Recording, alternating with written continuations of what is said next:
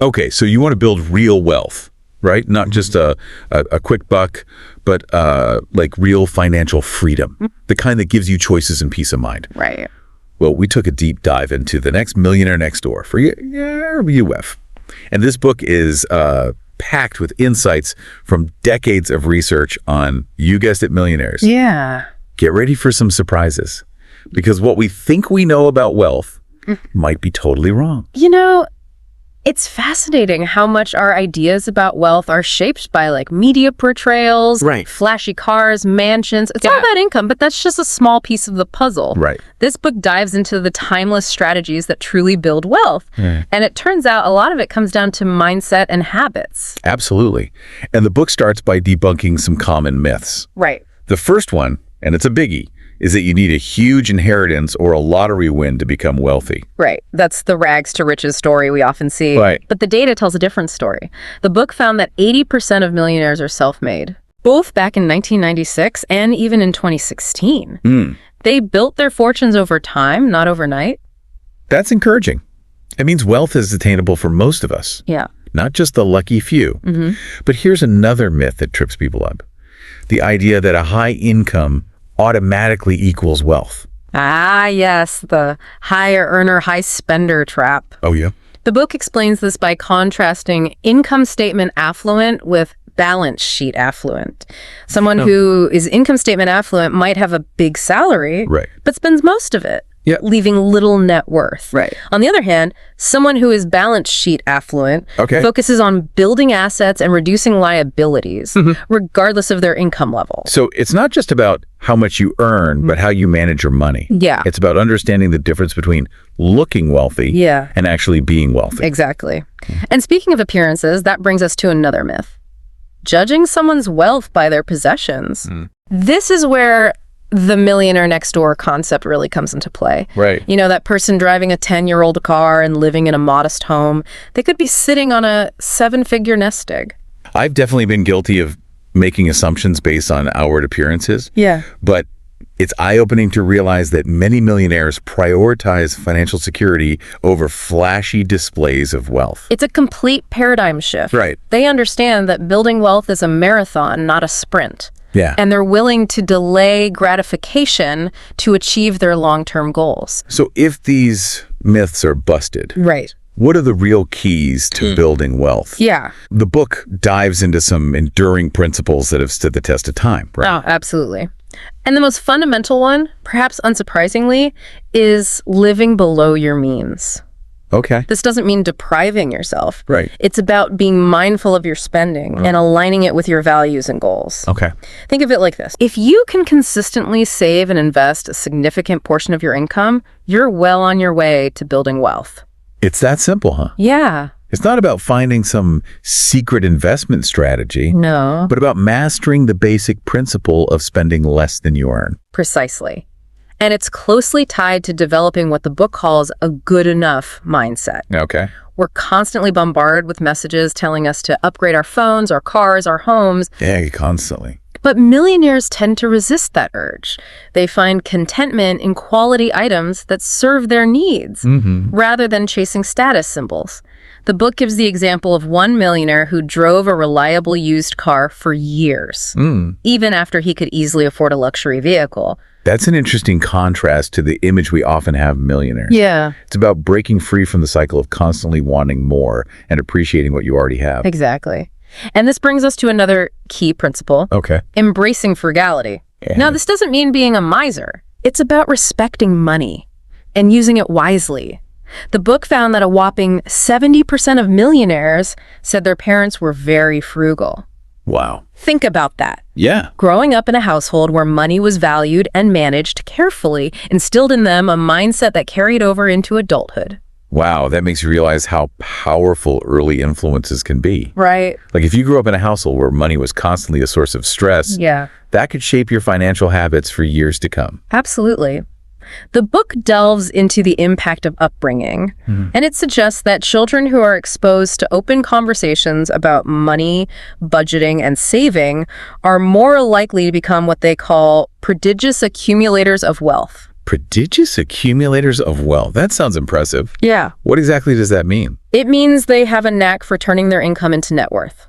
Yeah. They don't just earn money, they make it work for them. So it's not just about luck or genetics. Yeah. It's about learning those essential financial skills early on. Yeah. But what about those of us who didn't have those positive role models growing up? Right. Are we destined to struggle financially? Not at all. It's never too late to change course and develop those skills. Okay. It might require a bit more effort and discipline, but it's entirely possible to rewrite your financial script. That's encouraging to hear. Yeah. It means we all have the power to shape our financial destinies, regardless of our backgrounds. Exactly. And another principle that goes hand in hand with frugality is social indifference. Okay. In other words, ignore the Joneses.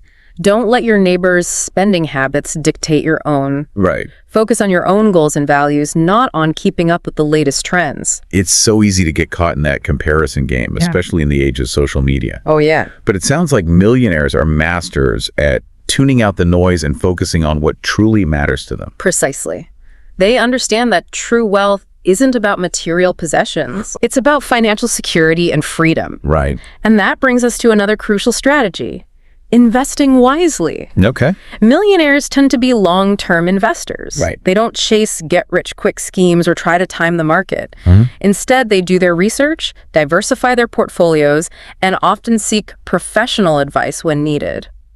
The book highlights a study that found that millionaires were more likely to have a financial advisor, Interesting. but also stressed the importance of finding one who acts as a fiduciary, Okay. someone who is legally obligated to put your interests first. That's an important distinction. Yeah. It's about finding someone you can trust Yep. to guide you towards your financial goals. Exactly. But it sounds like a lot of these strategies come down to discipline and delaying gratification. Yeah. It's about making choices today that benefit your future self, Right. even if it means resisting those tempting impulse buys.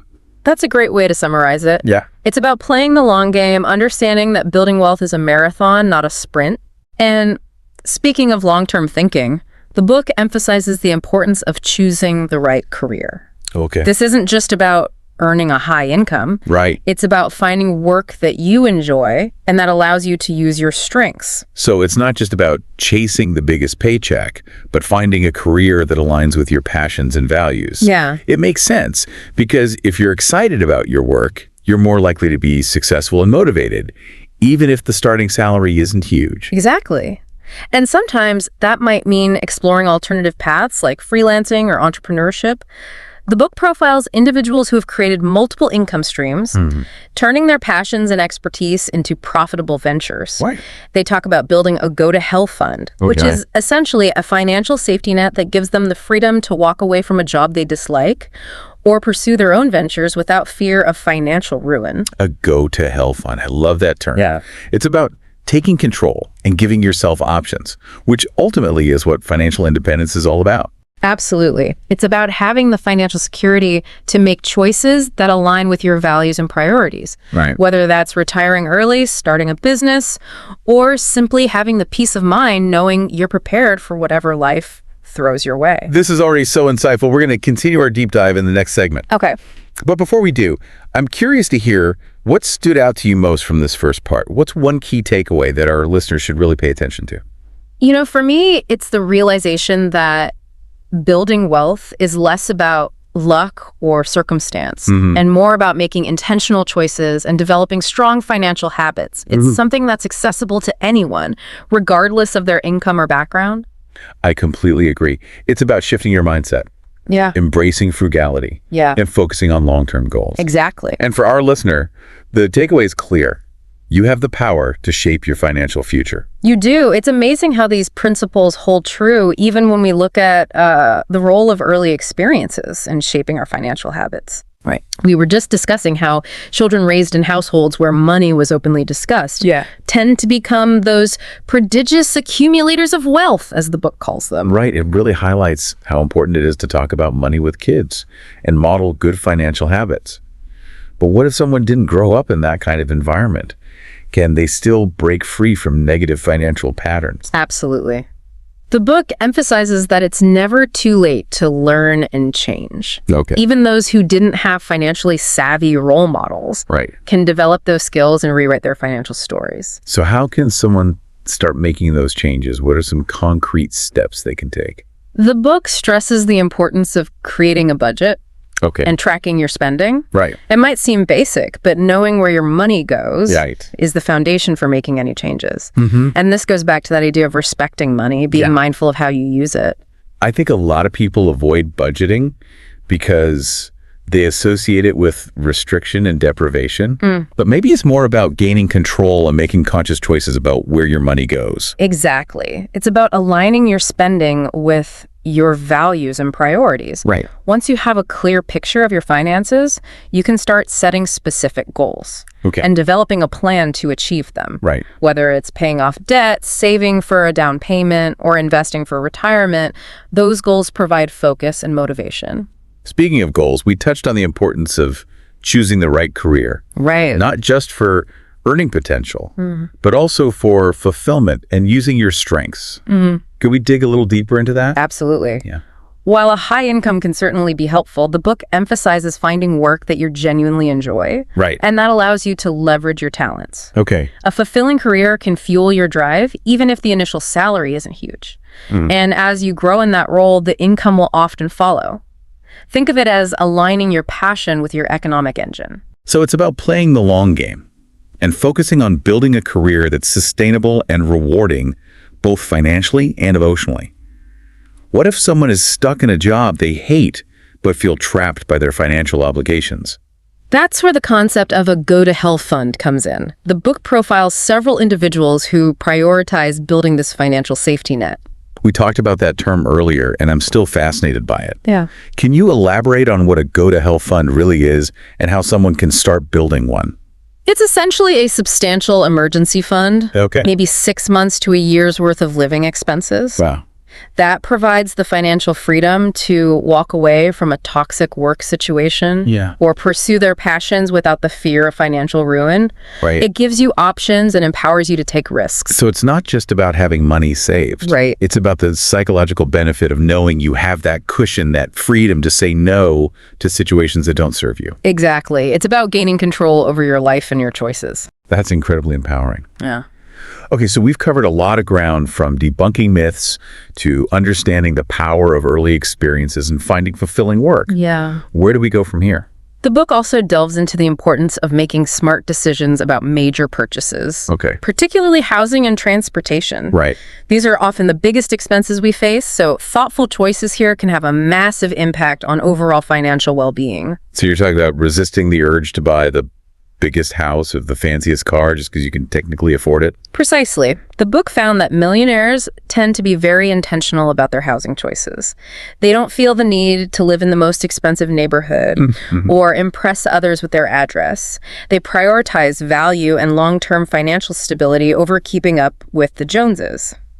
There's a great anecdote in the book about a millionaire who lived in the same modest home for decades. Even as his wealth grew significantly, his friends couldn't understand why he didn't upgrade, but he understood that his house was a comfortable and functional place to live. Right. And he didn't feel the need to pour money into something that wasn't aligned with his values. So it's about finding that sweet spot between comfort and affordability, a place where you can truly enjoy your home without feeling house poor or stressed about your mortgage payments. Yeah. Does the same principle apply to transportation? Absolutely. The book actually points out that millionaires often drive used cars, Sorry. even if they could easily afford brand new luxury vehicles. That's so counterintuitive to the image we often have of millionaires. I know, right? But it makes sense when you think about it. Yeah. Why pour money into a depreciating asset when you can invest those funds in something that will grow your wealth? Exactly. And this mindset extends to other areas as well. They often buy high-quality used furniture, recognizing that well-made pieces can last for generations. Right. They think about value and durability, not just about what's trendy or flashy. It's fascinating how this millionaire next door mentality challenges our assumptions about wealth. Yeah. It's not about extravagance. Right. It's about making mindful choices that align with your long-term goals. Right. So we've talked about housing, transportation, even furniture. What about investing? Do millionaires have some secret strategies that the rest of us don't know about? You might be surprised to learn that their investment strategies aren't particularly complex or risky. They often favor a long-term buy and hold approach, focusing on steady growth rather than chasing quick profits. They understand that building wealth is a marathon, not a sprint. So no day trading or trying to time the market? Not typically. The book highlights that millionaires are more likely to invest in a diversified portfolio of stocks, bonds, and real estate. They do their research, understand the risks involved, and often seek advice from financial professionals. But they don't get caught up in the hype of the latest investment fads. It sounds like patience and discipline are key. But it can be intimidating to think about investing, especially if you don't have a lot of experience. The book actually addresses that, emphasizing that you don't have to be a financial expert to invest successfully. There are plenty of resources available to help you learn the basics, from books and websites to financial advisors who can provide personalized guidance. One of the key takeaways is that it's never too early to start investing. Even if you can only contribute a small amount each month, the power of compound interest.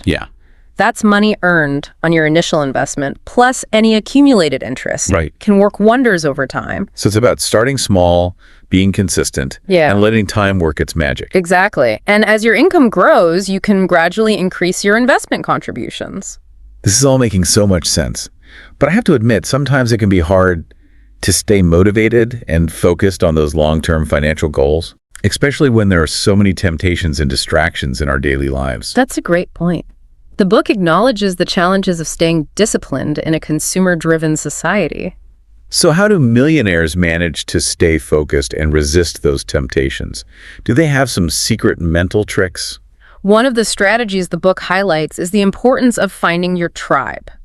A community of like-minded individuals who share your values and goals. This could be a group of friends, family members, or even online communities dedicated to financial independence or frugal living. Surrounding yourself with people who are on a similar path can provide support, encouragement, and practical advice. That makes sense. It's about creating a positive and supportive environment that reinforces your commitment to financial responsibility. And I bet it also helps to have someone to hold you accountable and celebrate your wins along the way. Absolutely. And the book also emphasizes the importance of celebrating those wins, no matter how small. Achieving your financial goals is a marathon, not a sprint. And it's important to acknowledge your progress and reward yourself along the way. This could be as simple as enjoying a nice dinner out, or taking a weekend trip once you've hit a savings milestone. That's a great reminder. It's about finding that balance between discipline and enjoyment, making sure you're not depriving yourself while also staying focused on your long-term goals. Exactly.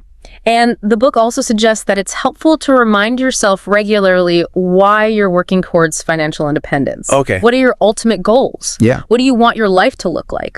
Visualizing your ideal future can be a powerful motivator when those temptations start to creep in. I love that. It's about connecting with your deeper purpose and letting that guide your decisions.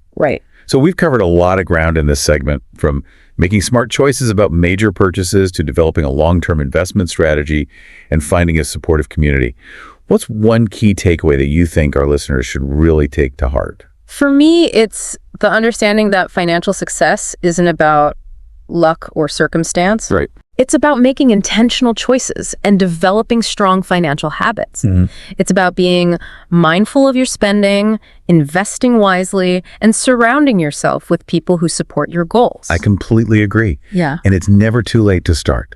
No matter where you are on your financial journey, you have the power to make positive changes and create a more secure and prosperous future for yourself. We've been unpacking some powerful strategies for building wealth from the next Millionaire Next Door. And it's clear that discipline and long-term thinking are essential. But I'm curious about the challenges that people face along the way. What are some of the obstacles that can derail even the most well-intentioned savers and investors? Well, one of the biggest and most persistent challenges is the relentless pressure to consume. We are constantly bombarded with messages telling us to buy more, upgrade more, keep up with the Joneses. It can be really tough to resist that pull, especially when it feels like everyone around you is spending freely. I know what you mean. It's like that feeling you get when you see a friend with the latest gadget, or you scroll through those perfectly curated social media feeds. It can make you question your own choices, even if you know you're on the right track financially. Exactly. And that's where the concept of social indifference becomes crucial. Okay. It's about developing that inner strength to resist external pressures and stay focused on your own financial goals and values. It's about defining what truly matters to you and tuning out the noise that can distract you from your path. So it's almost like building a mental filter that blocks out those consumerist messages. That's a good way to put it. It's about being mindful of the triggers that make you want to spend. Okay. And developing strategies to counteract them. Right. Maybe it's unsubscribing from tempting email lists. Yeah. Limiting your social media consumption, or even just having honest conversations with friends and family about your financial goals and why you might be making different choices. I think those conversations can be really important Yeah. because it can feel isolating when you're trying to be financially responsible while everyone around you is spending freely. Absolutely.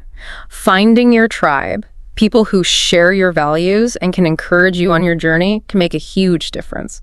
The book actually highlights the importance of community, not just for emotional support, Right. but also for exchanging practical advice and inspiration. That makes sense. It's like having a cheering section for your financial goals. Exactly. Well, let's talk about another obstacle of unexpected expenses. Oh, yeah. Those can really throw a wrench in your plans, even if you're generally good with money. Absolutely. Life is full of surprises. Right. And those surprises can sometimes come with a hefty price tag. Yeah. A medical emergency, a major car repair, a sudden job loss.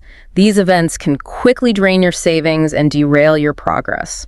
So how do you prepare for those inevitable financial curveballs? Is it all about building a massive emergency fund? Having a healthy emergency fund is certainly crucial. Okay. It provides that cushion to absorb unexpected costs. Without having to resort to high-interest credit cards or dip into your long-term investments. But how much is enough? Is there a magic number? There's no one-size-fits-all answer, but the book suggests aiming for at least 3 to 6 months of essential living expenses. Okay. This should cover things like housing, food, utilities, transportation. Yeah.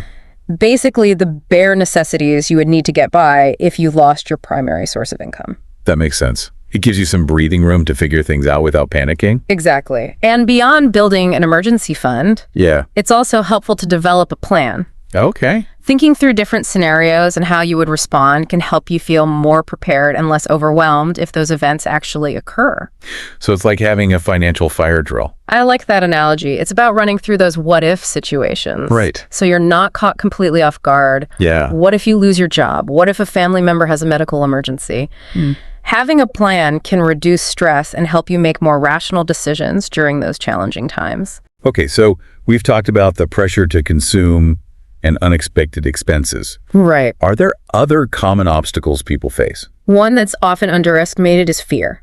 Okay. The fear of making the wrong decisions. Yeah. The fear of losing money. The fear of not having enough. Right. These fears can be paralyzing and prevent people from taking the necessary steps to build wealth. Oh, I can definitely relate to that. Yeah. I think a lot of people get overwhelmed by the thought of investing because they're afraid of making a mistake.